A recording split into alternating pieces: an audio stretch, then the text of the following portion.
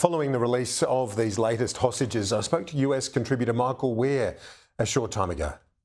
Yeah, well, this really is a very painful double-edged sword for the Israelis. The enormous relief for those few families, of those released today, there's only 14 Israelis. But for those 14 families, can you imagine how it must feel?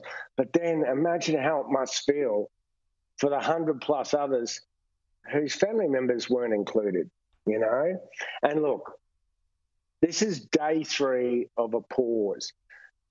I keep hearing people call it a ceasefire, but it's not. A ceasefire is a cessation of hostilities where both sides agree that, okay, enough's enough, we'll quiet the guns. This is a tactical pause, and it's predicated on the release of a certain number of Israeli hostages.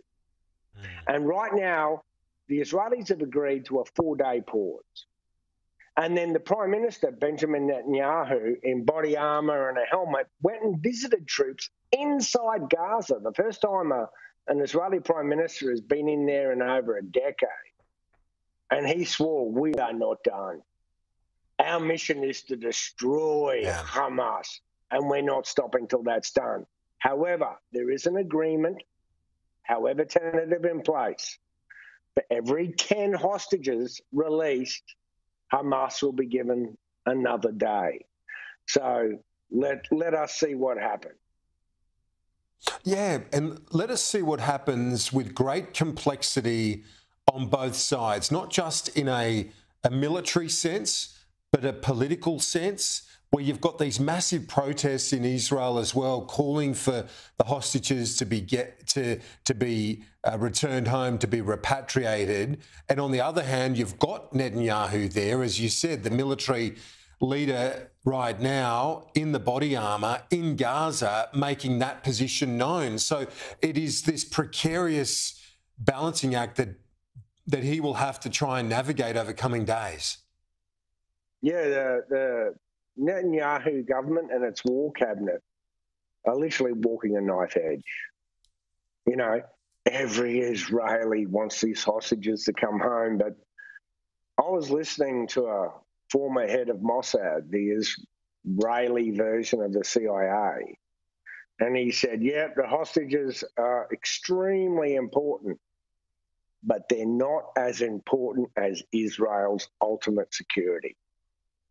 So what he was effectively saying is there's only a certain point that we will pay for the hostages. And there's a lot more to go. And there's tiers of hostages. Yeah. There's the young kids, like the 4-year-old, the first American to come out today. She celebrated her 4th birthday in a tunnel, There's grandmas, there's a few others who are being released. Then you've got, other people in another tier, and then ultimately, Hamas captured serving soldiers, Israeli soldiers, men and women, and many of the young people are in the Israeli National Service. Trust me, Hamas is going to try to ransom them of all for the largest price it can get. They will be the last tranche to be released. Yeah. And yet the Netanyahu government is saying, keep releasing hostages, we're still coming to decimate you.